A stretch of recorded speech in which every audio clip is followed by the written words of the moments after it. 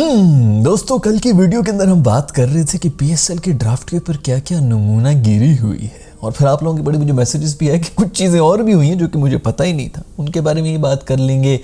कौन कौन से प्लेयर्स हमारे लाश दुलारे जितने प्यारे प्यारे players, what have you done. PSL उनको नहीं उठाया है, काफ़ी बड़े बड़े नाम भी हैं कुछ जिनको नहीं उठाया गया है। शीजू भाई का कह रहे थे कि उनका नाम है, वो कह रहे थे कि मैंने नाम नहीं रखा, अंदर की कोई और ख़बर भी है उसके बारे में। इन सब चीज़ों के बारे में हाँ, एहसान भाई जो हैं उन्होंने मेरा ख्याल जज्बात में आके रिटायरमेंट का भी ऐलान कर दिया था, और अब उन्होंने जज्बात धोकर ये ऐलान किया कि मैं रिटायरमेंट वापस ले रहा हूँ। इन सब चीज़ों के बारे में आज की इस एपिसोड के अंदर बात करेंगे। और भी कुछ खबरें आ रही हैं, बॉर्डर पार से भी आ रही है जिसके अंदर बड़ा कुछ हो रहा है, पता नहीं क्या बीवियों पे बैन लगा दिए। देखते हैं कि कितनी वीडियो ये चलती है, क्या कुछ चीज़ें हम इस एपिसोड के अंदर कवर कर सकेंगे। सबसे पहले बात कर लेंगे दोस्तों कि कल के पीएसएल ड्राफ्ट के अंदर, पहले तो हम बात कर रहे थे ना पिछली एपिसोड के अंदर उन्होंने बात की थी कि माशाल्लाह मुगल थीम के ऊपर था, कवालियाँ चल रही थी। उन्होंने कहा फुल टाइम सस्ते में जुगाड़ू काम, अपनी रिवायतों को बरकरार रखते हुए हम उसी के ऊपर काम कर लेंगे। उन सब चीज़ों को हाईलाइट करके सस्ते में काम करते हुए उन्होंने मुगल थीम के ऊपर साउंड सिस्टम भी मुगल थीम का बनाया हुआ था कि ऊंचा ऊंचा चीख रहा था, तू बता तेरा का प्लेयर उठाए, कोई माइक काम ही नहीं कर रहे थे, सारे माइक जो है वो ठूस पड़े हुए थे। उसके अलावा ये बड़ा कुछ हो रहा था। सुना है हमारे कुछ प्लेयर जो हैं वो आके आईपीएल भी कर रहे थे पीएसएल की जगह। खैर बीमार लोग होते हैं यार, को थोड़े ज़ईफ हो जाते हैं, उनके बारे में इस किस्म की बातें मत किया करो यार। लेकिन चलो फिर भी यार आईपीएल के भी सुना है, आईपीएल सर पे सवार हुआ है पाकिस्तानियों के, जो पूरी दुनिया के ऊपर सवार हुआ है बेसिकली। हर चीज़ में आईपीएल निकल जाता है। फिर उसके बाद जो है जो सबसे बड़ी हाईलाइट थी वो ये थी कि हमारे सिकंदर भाई जो है वो सुट्टे पी रहे थे और लाइव टीवी के ऊपर आ रहे थे। यार ये कब ख़त्म होगा ये सब चीज़, ये कब ख़त्म होगा यार दोस्तों। मतलब ये क्या हो रहा है, सुट्टे पी रहे हैं। शुक्र है कि चलो सुट्टे पी रहा था, अभी कोई अगर शराब नोशी कर रही होती है, नस्वार डालने वाले, किसी को शौक हो सकता है, किसी को कोई भी शौक हो सकता है। सोचो कि नस्वार डाल रहे होते मुंह के अंदर जो है, और लाइव टीवी के ऊपर टेलीकास्ट हो रहा होता। बेहतरीन हरकतें दोस्तों, बहुत मज़ा आ रहा है, बड़ा ज़बरदस्त पीएसएल। 10 साल हो चुके हैं, 10 साल की एनिवर्सरी है। हम आज से 10 साल पहले जिधर थे अब हम उससे ऊपर क्या उससे नीचे चले गए भाई, वो लेवल ही मेंटेन कर लेते।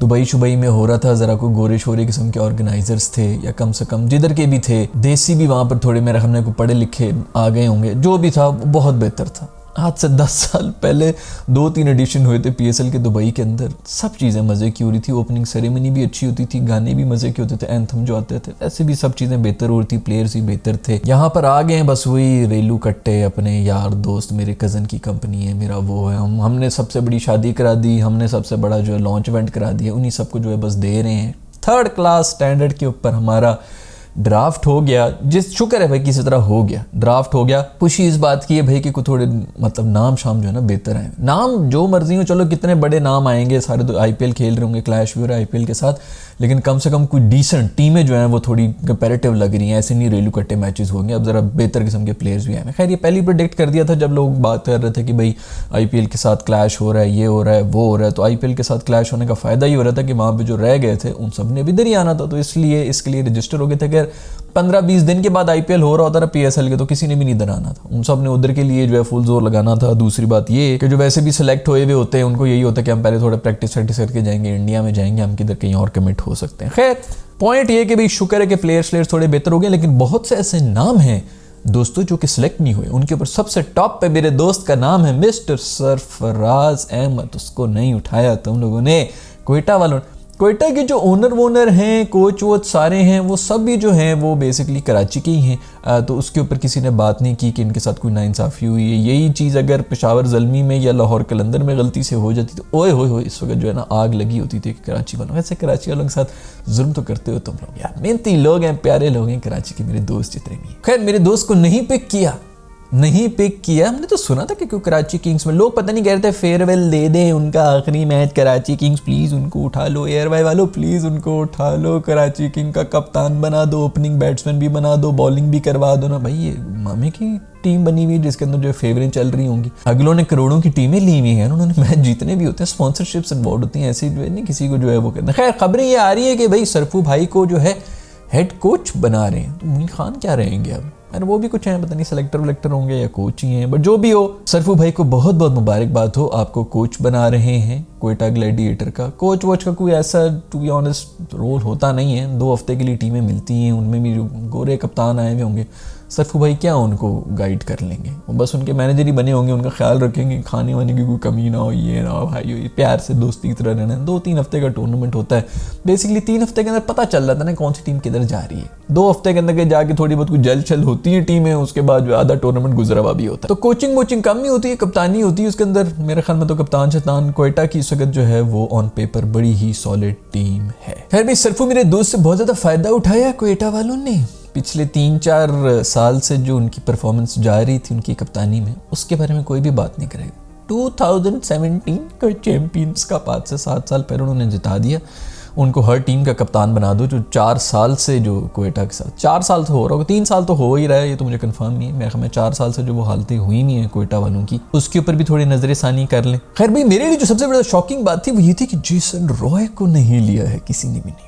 वाओ, कौन सी कैटेगरी में था जरा नीचे बता देना। प्लैटिनम हो गया, उसके ऊपर खर्चे वर्चे में कहीं बजट वर्च में फंस गया होगा, वरना जेसन रॉय का होना तो लाजमी है। एलेक्स हेल्स भी नहीं हुए, ये भी मुझे थोड़ा सा जो है वो उसके ऊपर भी थोड़ा सा शक हो गया कि ये इन दोनों का रीजन क्या है यार, ये क्यों नहीं पिक हुए हैं। लेकिन जो सबसे बड़ा जो तुम लोगों ने, मुझे जिस बात पे गुस्सा चढ़ा ना, लिटरली जिसमें मैं आग बगूला हुआ हूँ, उमर अकमल मेरे दोस्त को पिक नहीं किया। फिर पिक नहीं किया यार, वो आ जाता है एक टीम के अंदर कहीं भी बैठ जाता, किसी को क्या बुरा लगता है। आपकी रेटिंग बढ़ जाती है भाई, डिजिटल मीडिया के ऊपर जो है बातें होना शुरू हो जाती हैं अक्कू के लिए। अक्कू एक मार देता ना कोई 50 रन, ओए होए, पीएसएल की हाइप जो है ना 10 टाइम्स बढ़ जानी थी। हमारे इधर का कोहली है भाई, पाकिस्तान का कोहली अक्कू है भाई। उसकी नई जगह बन रही थी तो कोई इमर्जिंग कैटेगरी वगैरह में डाल लेते मेरे दोस्त अक्कू को। क्या उम्र होगी उसकी अभी, टांगों पे बाल नहीं आए मेरे दोस्त के, चिकना चंबीली आदमी है यार।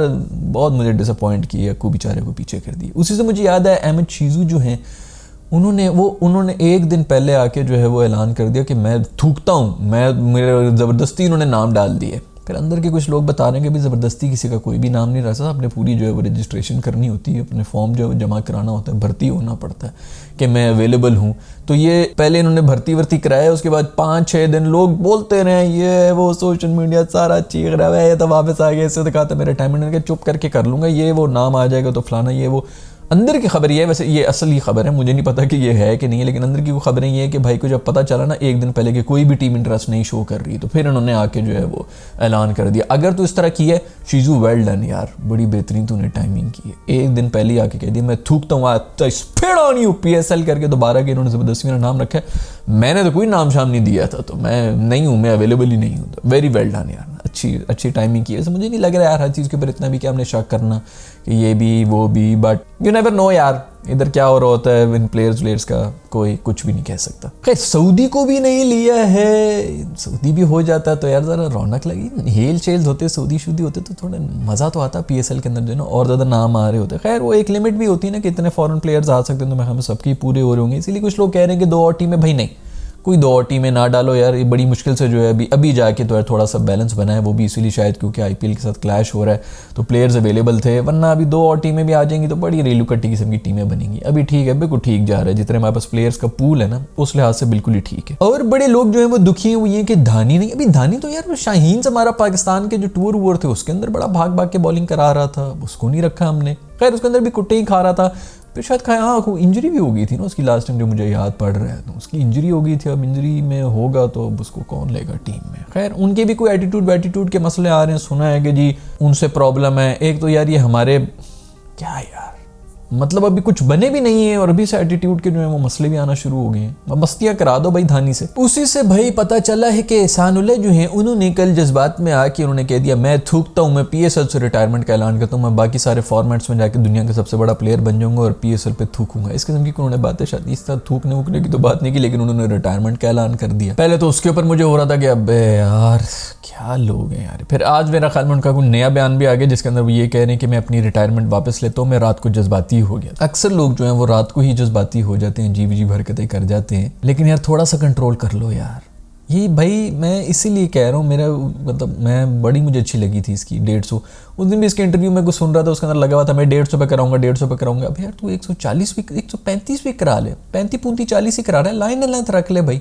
हमारे यहाँ पे कौन से भी कोई एक्सप्रेस बॉलर्स हैं कि हम कहेंगे जी हमारे तो जो प्रीमियम बॉलर्स हैं वो 135 पे जो है उसके ऊपर नहीं जा रहे होते, तो ठीक है भाई 130-40 पे भी अगर तुम करा लो, अच्छी बॉलिंग कराओ, गुड इनफ है। बुमरे की देख लो ना कितनी स्पीड हो, 140 के ऊपर ही वो करा रहा होता है, दुनिया का बेस्ट बॉलर बना हुआ है। नहीं मैंने 150 कराना है, उसी पे सुई अड़ी हुई है, मत करा तू 150, 140 पे ही रह ले भाई और अच्छी बॉलिंग करा दे। खैर पॉइंट ये कि अभी ये चैंपियंस कप हो रहा था पिछले दिनों, उसके अंदर इसने बॉलिंग कराई है, मेरे ख्याल में कोई 3-4 मैचेस खेला जिसमें से 2 के अंदर तो फुर्सत से पिटा है भाई। उस चीज़ के ऊपर गौर करो, परफॉर्मेंस को देनी नहीं है उसके बाद, हाँ बुरा हुआ है, उसके बाद मेडिकल पैनल वगैरह जो है उन्होंने, जो हमारे पीसीबी वालों ने वही हरकत की है जो की है, बट ठीक है आप 1 साल के लिए बाहर थे, अब वापस आके आपने कुट भी खानी थी, कुट खा रहे हैं तो थोड़ा सा टाइम दे दें, इतना कुछ जज्बाती होने की। बट इस किस्म के जो लोग हैं ना, जो इस किस्म की हरकतें कर रहे होते हैं, इसके जब भी बयान आ रहे होते हैं, इंटरव्यूज आ रहे होते हैं, ऐसे लोगों को भाई ड्रेसिंग रूम से दूर ही रखो तो बेहतर है, क्योंकि आगे ही बड़े बड़े नमूने बैठे हुए हैं, जो छिचोरपन चल रहा होता है हमारे ड्रेसिंग रूम के अंदर, बड़ी मुश्किलों से जो है थोड़ा बहुत माहौल कंट्रोल में है, थोड़े कोई इंसानियत जरासीम घुसे हैं हमारी टीम के अंदर, तो वो दोबारा से फिर ये छिचोरपन शुरू हो जाएगा। मेरे नहीं ख्याल कि हम ऐसे प्लेयर्स को भी इस वक्त रख सकते हैं, और कुछ नहीं तो कम से कम पीसीबी को ही चाहिए कि यार जो आ गए उनको थोड़ी सी ग्रूमिंग शूमिंग की सिखा लिया करें, क्योंकि अभी हमारे मसले तो ये